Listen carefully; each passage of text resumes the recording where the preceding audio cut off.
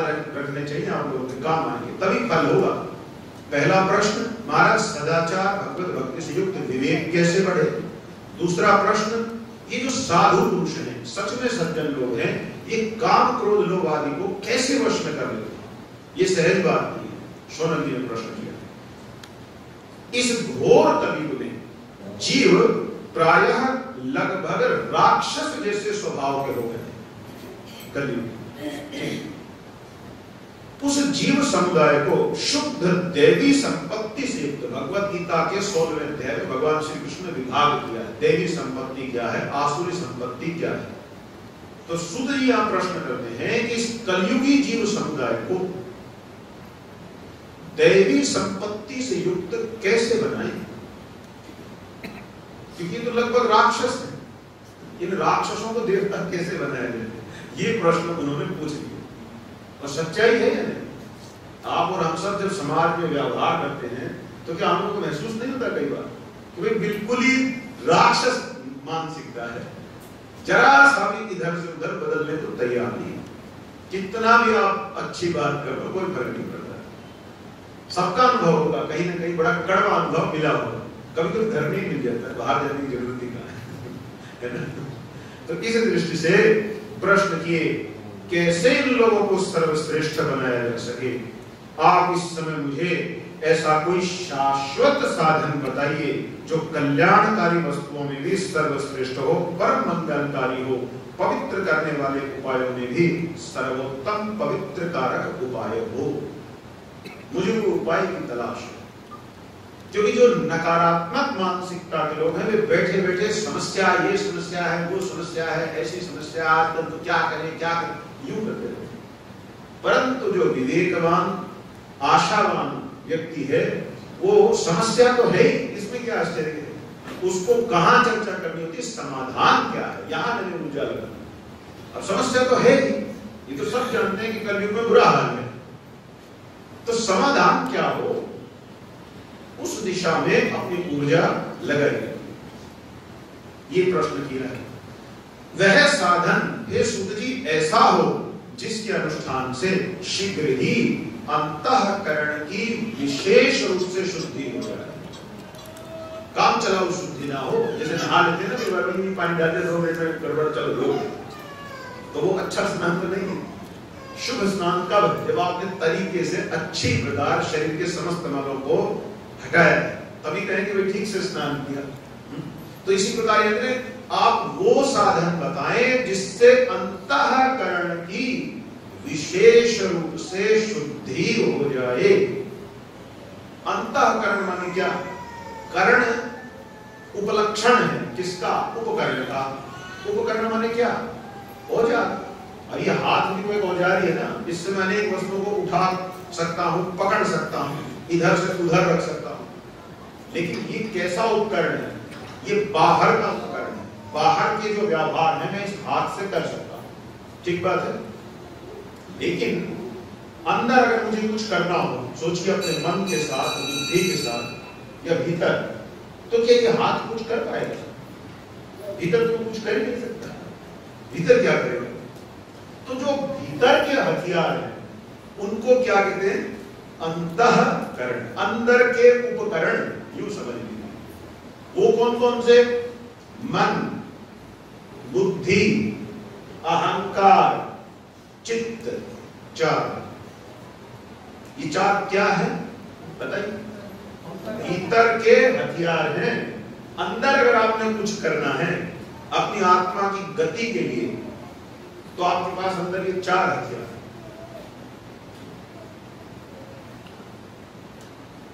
अगर मेरे इस हाथ में, विचार कीजिए, कीचड़ लगा हो, नाली में घुसा रखा हो, बिल्कुल कीचड़ में लिपायमान हो, तो जब तक वो कीचड़ लगा है तब तक क्या इस हाथ को अधिकार है कोई श्रेष्ठ कार्य करने का? क्या ग्रंथ स्पर्श किया जा सकता है? भोजन को स्पर्श कर सकते हैं, वस्त्र आदियों को स्पर्श कर सकते हैं। कभी हो गया होगा आपके साथ, कुछ लग गया हो हाथ में कीचड़ मिट्टी, तो उस समय आप हाथ को दूर रखते हैं नहीं कि कहीं स्पर्श न हो जाए। कब तक? जब तक कि उसको शुद्ध न किया जाए, स्वच्छ न किया जाए। जब विशेष रूप से वो गंदा है तो शुद्धि भी विशेष करते हैं। हो सकता है एक बार के बजाय आप 2 बार साबुन लगाएं, कि बिल्कुल अच्छे से स्वच्छ होना चाहिए। आप मेरी बात पे ध्यान दें, विशेष रूप से शुद्धि हो तब आप उसको अधिकृत मानते हैं किसी आवश्यक कार्य में प्रयोग करना। अब चिंतन की बात यह है, फिर इस मन को, बुद्धि को, अहंकार मीन्स आइडेंटिफिकेशन, सेल्फ आइडेंटिफिकेशन, आप खुद को किस तरह से आइडेंटिफाई करते हैं, दैट इज योर अहंकार, ऐसे समझिए। तो आपका अहंकार, आपकी बुद्धि, आपका मन और चौथा आपका चित्त, ये 4 बिना शुद्ध किए कैसे हम इनको आवश्यक कार्यों में नियुक्त कर लेते हैं। अगर आपका हाथ गंदा है तो आप उसको दूर रखते हैं, कपड़ों से भी बचा के रखते हैं, नहीं भाई पहले साफ करोगे। और मन सड़ा हुआ है, बुद्धि की हालत खराब है, बुद्धि की प्रेरणाएं आसुरी हो गई है, अहंकार बिल्कुल गलत दिशा में है, चित्त में इतने बुरे विचार भरे पड़े हैं, अगर वो सामने आ जाए तो कोई लठ लेके अच्छे से कुटाई कर दे, वो तो बस अंदर दिख नहीं रहे, दबे पड़े से काम चल रहा है। तो उनको शुद्ध किए बिना आप कैसे ईश्वरीय कार्य में लगा सकते हैं, ये प्रश्न है। क्या हमको वो उपाय बताएं जो विशेष रूप से क्या करे, इन भीतर के हथियारों की, अंतःकरण की विशेष शुद्धि करे। सामान्य शुद्धि से काम नहीं चलेगा, विशेष शुद्धि करे। प्रश्न काम ये है। अब जो अगर आप साधक प्रवृत्ति के हैं, यदि आपको लगता है कि आप कुछ स्पिरिचुअल ग्रोथ ढूंढ रहे हैं, तो किसी मेडिटेशन सेंटर में जाने से कुछ नहीं होता, या एरिस्टोक्रेटिक नए जमाने के टेम्पल्स में जाने से भी कुछ नहीं होता। उसके लिए आपको यूं बैठना पड़ेगा और इन मूलभूत प्रश्नों पर विचार करना पड़ेगा, आत्ममंथन करना होगा कि मेरे औजारों की क्या हालत है, क्या मेरा मन शुद्ध है। ये कोई बाहर वाला व्यक्ति आपको बता सकता है? सोचिए, कोई धर्मगुरु आपको बता सकता है आपका मन शुद्ध है या नहीं? आप जानते हो, आपका अंतरात्मा ही एकमात्र जानता है कि आपके मन की स्थिति क्या है, आपकी बुद्धि की स्थिति क्या है, आपके अहंकार की स्थिति क्या है, आपके चित्त की स्थिति क्या है। आपके अतिरिक्त कोई नहीं जानता। भगवान आद्य जगत गुरु शंकराचार्य जी विवेक चूड़ामणि में संकेत करते हैं, आपके लिए ये सत्संग, ये ग्रंथ, ये आचार्य, ये गुरु, ये सब केवल सहायक मात्र हैं। भवसागर से जहाज को खुद ही बाहर लेके जाना है। अनुकूल हवा, पानी शांत रहे, मौसम साथ दे दे, ये सहायक हो सकते हैं, पर आप ये सोचो कि आप पड़े रहो और कोई आपके जहाज को खींच करके बाहर ला के खड़ा कर दे, ऐसी तो आशा मत करिए। अपने आप अपना युद्ध लड़ना होगा, अपने ऊपर जिम्मेदारी लेनी होगी, क्योंकि इस अंतःकरण को क्या कोई दूसरा गंदा करके गया है? हमने ही छड़ाया है, तो स्वच्छ कौन करेगा? जैसे आजकल आदत तो यही है, कूड़ा हम फैलाते हैं, है ना, और चाहते हैं कि सफाई कोई और कर करे। प्रवृत्ति तो यही हो गई। अंतःकरण में भी हम यही सोचते हैं कि वो ऊपर से ऐसा गर्द मारे, छू सब ठीक हो गया, पर ये छूमंतर कभी होने वाला है, ये परिश्रम से ही जाएगा, यहाँ पे बदलेगी। ठीक है, तो बहुत महत्वपूर्ण प्रश्न पूछे हैं, इसीलिए मैंने काफी समय लगाया कि शिव पुराण में प्रवेश करने से पहले शिव पुराण श्रवण के निमित्त से जिन प्रश्नों को उठाया गया है, पहले वे प्रश्न आपके भी मन में उठने आरंभ हो, क्योंकि ये ग्रंथ, ये शास्त्र वास्तव में एक साधना है। शास्त्र श्रवण एक साधना है। अभी 9 दिन आपकी ये साधना ही होगी। तो वो प्रश्न ही यदि आपके चित्त में नहीं उठेंगे तो फिर आपको उत्तर में क्या आनंद आएगा? जैसे कक्षा में कई छात्र बैठे रहते हैं, उनको कोई मतलब नहीं होता तो क्या चल रहा है क्या नहीं चल रहा है। लेकिन जिस छात्र के मन में 50 जिज्ञासाएं चक्कर काट रही, वो अध्यापक के एक एक शब्द को पकड़े बैठा रहता है, ध्यान देता है कहाँ क्या आया, कैसे आया, अच्छा ये ऐसे था, ये वैसे था। इसलिए ध्यान से इन प्रश्नों पर विचार करिएगा। पहला प्रश्न मैं आपके लिए दोहरा देता हूं ताकि हम आगे बढ़ सकें।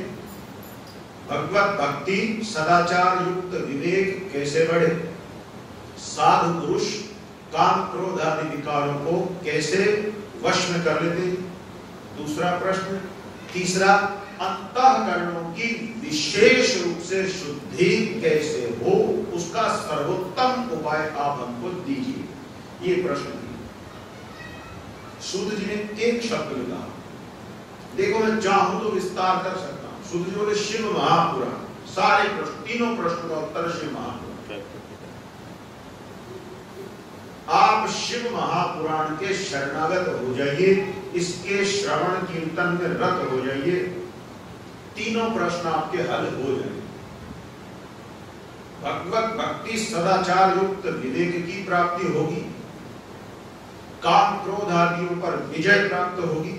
नंबर 3, आपको एक ऐसे सर्वोत्तम साधन की प्राप्ति होगी जो आपके अंतःकरणों को विशेष रूप से शुद्ध करे। और क्या चाहिए? काम कर लिया, ठीक। सूत जी कहते हैं विशेष रूप से कलियुग में प्राणियों की चित्त की शुद्धि के लिए, प्रश्न यही था ना, अंतःकरण। बोले कलयुग में विशेष रूप से प्राणियों के चित्त की शुद्धि के लिए शिव महापुराण से श्रेष्ठ दूसरा साधन काम नहीं करता। ये सूत्र में उत्तर दे दिया। अब तो सब पुराणों में विद्वान है, फिर भी उन्होंने कहा कि चित्त की अगर आपकी समस्या हो रही है, अंदर से आप बहुत ज्यादा गड़बड़ हो गए, तो आपको शिव महापुराण की कथा का आश्रय लेना चाहिए। शिव महापुराण परम उत्तम शास्त्र है। ध्यान दें, ये स्कंद पुराण की चर्चा चल रही है, अभी हम शिव पुराण में, वहां ये मंथन हो रहा है। इसके पठन और श्रवण से शिव भक्ति पाकर श्रेष्ठतम स्थिति में पहुंचा हुआ मनुष्य शीघ्र ही शिव पद को प्राप्त करता है। इसलिए पूर्ण यत्न के साथ इस पुराण के श्रवण में अपनी ऊर्जा लगानी चाहिए। भगवान शिव के इस पुराण को सुनने से मनुष्यों के चित्त में कोई भी पाप हो, कैसा भी हो, कितना भी जोर से पकड़े बैठा हो, न निकले, ये संभव नहीं। शिव पुराण के श्रवण से चित्त में चाहे जो भी मल हो, जैसी भी गंदगी हो, उसको बाहर निकलना ही होगा, शुद्धि होनी ही है। कोई कारण ही नहीं बनता कि शिव पुराण के साधन के चित्त की शुद्धि न हो। राजसूय और सैकड़ों अग्निष्टोम यज्ञों से जो पुण्य प्राप्त होता है, वो शिव पुराण के श्रवण मात्र से ही हो जाए। इस पुराण के श्रवण कीर्तन करने वालों के चरण कमलों की धूलि में ही मुनियों की घोषणा है, ब्रह्मांड के 3.5 करोड़ तीर्थों का वास है। आपने ध्यान से सुना मैंने क्या कहा? इस शिव महापुराण के श्रवण कीर्तन करने वालों की चरण धूलि में ही मुनियों का कहना है ब्रह्मांड के 3.5 करोड़ तीर्थों की स्थिति है। किनके चरणों में? जो शिव पुराण के श्रवण और कीर्तन में लगे रहते हैं। इतना उनका पुण्य बढ़ जाता है। इसलिए आपको कोई छोटी मोटी चीज नहीं मिलेगी। 9 दिनों में आपको सही में बहुत बड़ी वस्तु प्राप्त होने वाली। अब ये आप पर है कि आप उसको ले पाएंगे, ये तो आपको ही देखना होगा। जो लोग एक मुहूर्त कितने समय का? 48 मिनट, ठीक है। उसका आधा अर्ध मुहूर्त 24 मिनट, उसका भी आधा 12 मिनट, उससे भी आधा अथवा क्षण मात्र बोले क्षण मात्र भी इस पुराण को श्रवण करते हैं उनकी दुर्गति नहीं हो सकती। छोटी बात है, इस कलयुग में बड़े से बड़ा लीडर और छोटे से छोटा सबको डर रहता है कि पता नहीं कब दुर्गति हो जाए। अब ध्यान से देखिए, हर किसी को अंदर अंदर घबराहट है कि पता नहीं एकदम से कुछ हो ना जाए, तो कुछ गड़बड़ ना हो जाए, कहीं कोई समस्या ना हो। यहाँ पर गारंटी दे रहे हैं, एक क्षण के लिए भी यदि आपने सावधान चित्त होकर शिव पुराण का श्रवण किया है तो आपकी दुर्गति असंभव है। ये व्यास मुनि की गारंटी है, मेरी नहीं। मुझ पर आप विश्वास न करो, लेकिन वेद व्यास भगवान नारायण है, उन पर विश्वास करने में कोई शंका नहीं होनी चाहिए। जो पुरुष अथवा मनुष्य इस शिव पुराण की कथा को सुनता है, वह सुनने वाला पुरुष कर्म रूपी महान वन को जलाकर भस्म कर देता है और इस संसार सागर से पार हो जाता है। बुरा मानने की बात नहीं है, इतना महान शास्त्र होने पर भी ये हरे राम हरे कृष्णा वाले कहते हैं ये पुराण तमोगुणी है, इससे दूर रहिए, इसको मत सुनिए। भोली भाली जनता के सम्मुख, हमारे सम्मुख तो नहीं कह पाएंगे, लेकिन भोले भाले लोगों के सम्मुख ऐसा कहते हैं। ऐसा हमें कई लोगों ने बताया, तो बड़ा आश्चर्य हुआ कि क्या यही कृष्ण भक्ति है कि एक सत शास्त्र की इस प्रकार आलोचना की जाए।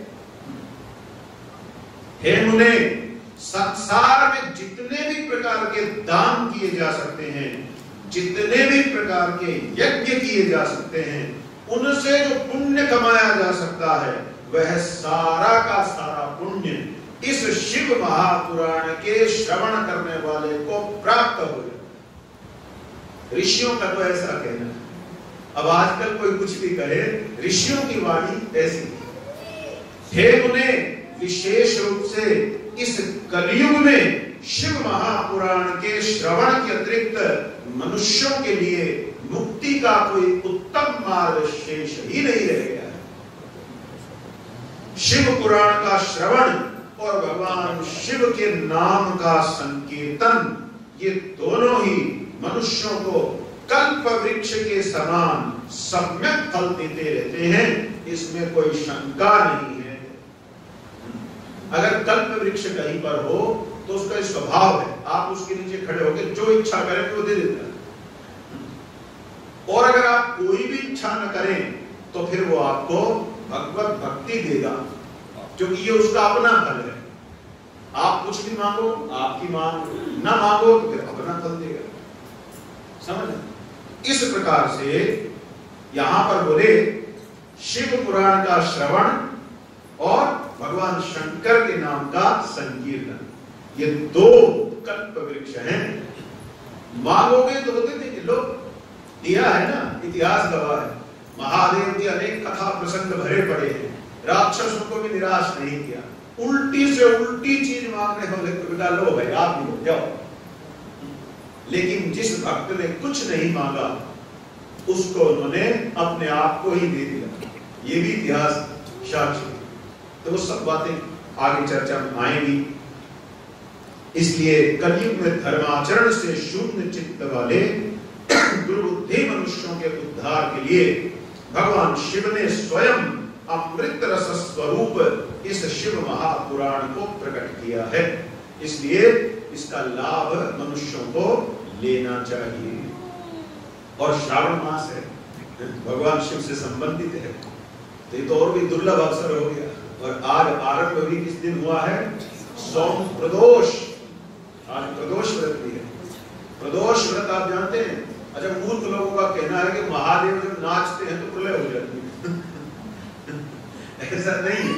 महादेव 52 प्रकार का तांडव नृत्य करते हैं, उसमें से केवल एक प्रलय तांडव ऐसा है जो वो सृष्टि के संहार काल में करते हैं। बाकी के जो 51 प्रकार के तांडव हैं उनका अपना अपना भेद है। उस पर तो अलग से ये कथा हो सकती है 52 तांडव नृत्यों पर, क्योंकि वो विषय इतना विस्तार में चला जाएगा। प्रदोष की संध्या में जिस समय आप और हम ये कथा श्रवण कर रहे हैं, अभी तो थोड़ा समय है प्रदोष काल में, सूर्यास्त के बाद अगले 1-2 घंटे, उस काल विशेष में आज भी दक्षिण भारत में चिदम्बरम मंदिर में महादेव माता पार्वती के साथ प्रत्येक प्रदोष के संध्या काल में आनंद तांडव नृत्य करने आते हैं। चिदम्बरम मंदिर जैसे भगवान श्री कृष्णचंद्र श्रीमती राधा रानी के साथ निधिवन के अंदर पूर्णमासी को अवश्यमेव आते हैं, इसी प्रकार चिदम्बरम में माता पार्वती के साथ भगवान सांब सदाशिव शंकर स्वयं आनंद तांडव नृत्य करने आते। इसलिए सौभाग्यशाली जन उस तीर्थ में कभी जाएं, आपको शुभ अवसर मिले दर्शन करने जाए किसी प्रदोष में, तो भगवान शिव के नृत्य से घबराइए मत। अभी एक सज्जन ने हमसे 4-5 दिन पहले कहा, पता नहीं लोग ये एक तो ये वास्तु और ये ऊपर ज्योतिषी सत्यानाश मार रखा, कहां से क्या पढ़ लेते हैं। बोले जी हमारे घर में एक नटराज भगवान की मूर्ति रखी है। बहुत अच्छी बात है, क्या होगा? बोले नहीं, किसी ने कहा कि ये नाच रहे हैं प्रलय हो जाएगी आपके घर में। अरे नटराज नृत्य कोई मारने के लिए थोड़ी किया था, नटराज नृत्य तो सृष्टि के निर्माण काल में होता है, प्रलय काल में थोड़ी नटराज बनते हैं। तो इस प्रकार से समस्या बहुत गंभीर है। सनातन धर्म की सही शिक्षा नहीं है इस समय समाज में, मानना पड़ेगा। उसका एक ही कारण है, शास्त्रों का पठन पाठन बंद है। सेकेंडरी सोर्सेज से आप कभी भी प्राइमरी इंफॉर्मेशन नहीं पा सकते, ठीक है। और आजकल हो यही रहा है, लोग शास्त्र से खोल के नहीं देखना चाहते, इंटरनेट गूगल पे देखेंगे, टाइप करके इसका क्या है। अब 50 तरह की बकवास सामने आती है, फिर भ्रमित होकर के अपना खोपड़ा खराब और 2-4 का ऑर्डर, ठीक है। तो प्राइमरी सोर्स से ही प्राइमरी इंफॉर्मेशन मिलेगी, सेकेंडरी सोर्स में मत जाइए। हजारों अश्वमेध यज्ञ, सैकड़ों वाजपेयी यज्ञ शिव महापुराण के श्रवण की 100वीं कला की भी बराबरी नहीं कर सकते, ठीक है। कोई अधम प्राणी, अधम किसको बोलते हैं? जो अपने सारे ही धर्मों से गिर चुका है, जिसके जीवन में अब पूरा दोष ही दोष रहेगा। तो यहां बोले कोई अधम प्राणी जब तक भक्ति पूर्वक शिव महापुराण का श्रवण नहीं करता, ध्यान दें इस बात पर। अच्छा, एक और लोगों की आदत होती है, मान लीजिए कोई भाई शराब पीता है, कोई जुआ खेलता है, या उसमें कोई दोष है, ऐसे यमराज की तरह उसके पीछे पड़ जाते हैं कि इसको तो फांसी दो, माफी नाम की कोई नहीं। हमारा सनातन धर्म कोई मुल्ला मौलवी का धर्म नहीं है कि काटे बिना मारे बिना शांति ना हो, ऐसा नहीं है हमारा सनातन धर्म। कितने भी पाप किए हो कोई फर्क नहीं पड़ता, गिनती कम पड़ गई हो, इतना जीवन में गलतियां हो गई हो, कोई फर्क नहीं पड़ता। फर्क पड़ता है कब? जब व्यक्ति ये कहता है मुझे इन शास्त्रों पर विश्वास है, तब फर्क पड़ता है। हजारों पाप कर्म किए हो, फिर भी अगर वो ये पूछे कि मैं क्या करूं, क्या मेरे लिए भी कुछ मार्ग है, शास्त्र मेरे लिए भी कोई बात कहता है, कुछ हो सकता है, आइए आपका स्वागत है, आपके लिए राजमार्ग तैयार करना, चिंता क्यों करते? आप यही बताइए, कैसा भी बालक हो, क्या माता कभी उसके लिए अपने द्वार बंद कर सकती है? सदा सदा नहीं करेगी। पिता एक बार कर दी, लेकिन मां नहीं कर सकती। थोड़ा सा भी अगर बालक ने अनुकूलता दिखाई तो फट मां की बाहें खुल जाती, तो आज तो ये श्रुति भगवती, ये शास्त्रमयी माता आपके लिए कैसे द्वार बंद कर सकती है? इसलिए जीवन में कोई कैसा भी हो, उसे कभी ये सोचकर निराश नहीं होना चाहिए, भाई ये अच्छे अच्छे लोगों की बातें हैं, हमारे लिए कहां ये सब, हमारा जीवन तो बहुत गड़बड़ हो चुका, ऐसा कभी नहीं सोचना चाहिए। जिसको भी ये विश्वास है कि हमारे ऋषि मुनियों की ये विद्या अद्भुत है, उसके लिए शास्त्र में मार्ग है, चाहे उसने जो मर्जी गलती कर रखी, ये सनातन धर्म सबके लिए अवसर, ये सनातन धर्म। देखिए अगला श्लोक क्या कहता है, कोई अधम से अधम प्राणी भी जब तक भक्ति पूर्वक शिव महापुराण की कथा नहीं सुन लेता, केवल तभी तक उसे पापी कह सकते हैं। अगर उसने श्रद्धा से युक्त होकर भक्ति भाव से भगवान शिव की इस पुराण कथा का श्रवण कर लिया, अब आप उसे पापी कहते हैं, तो अब आप गलत हो, अब वो पापी नहीं रहेगा। क्योंकि भगवत कथा के बल को आप नकार कैसे सकते हैं? क्या भगवान की कथा में कोई शक्ति शेष नहीं रहेगी कि भगवान की कथा वो सुन रहा और आप कह रहे कुछ नहीं, मेरे को पता है क्या क्या करता था, ये तो वहां घूमता था, वहां बैठा यहाँ शिव शिव कर रहा है। यह आपका चिंतन हो सकता है, व्यास जी का चिंतन नहीं, उनका चिंतन भिन्न है, महादेव का चिंतन भिन्न है। जो निरंतर अर्थानुसंधान पूर्वक, अर्थानुसंधान यानी एक एक बात की गहराई में जाकर के बहुत गंभीरता से शिव महापुराण में घुसा हुआ है, अनुसंधानात्मक दृष्टि से उसका अध्ययन करने में लगे है, इस शिव महापुराण की कथा को कैसे कहता है? अनुसंधान पूर्वक, एक एक अर्थ पर बहुत बहुत विचार करते हुए कहता है। मैं चाहूं तो आपको फटाफट अब तक शायद सती खंड में ले गया होता लेकिन मैं रुक रहा हूं, जिससे कुछ आप में कुछ हलचल हो, कुछ आपके विचारों में कुछ तनाव पैदा हो, आप थोड़ा सोच में पड़े भाई क्या करें फिर, ऐसा होना चाहिए। तो यहाँ कहते हैं जो अर्थानुसंधान पूर्वक इस शिव महापुराण की कथा का वर्णन करता है और नित्य प्रेम पूर्वक इसका पाठ करता है, संसार का ऐसा कोई पुण्य नहीं है जो उसके पास ना हो, इसमें संशय नहीं, समस्त पुण्य उसके अंदर विराजमान है, जो अर्थानुसंधान पूर्वक इस कथा का वर्णन करे। भले ही कोई संस्था कहे कि तपोगुणी पुराण, व्यास जी कुछ और कह रहे हैं, सूत जी कुछ और कह रहे हैं, शौनक जी कुछ और विचार रखते हैं। अब हमारा विवेक हमें देखना है, हमें आज के नए जमाने की संस्थाओं की बात जच रही है या वेद व्यास महाराज की, शौनक मुनि की, या फिर सूत जी महाराज की बात जच रही है, ये निर्णय हमें करना है।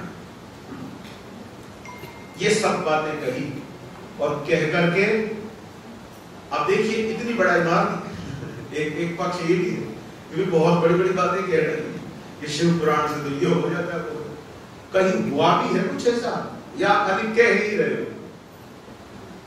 जब कोई व्यक्ति बहुत बड़ी बड़ी बातें कहता है तो अगला प्रश्न है कि कोई उदाहरण है, हुआ कहीं ऐसा कि किसी महान से महान पापी का उद्धार हुआ हो तो बताओ।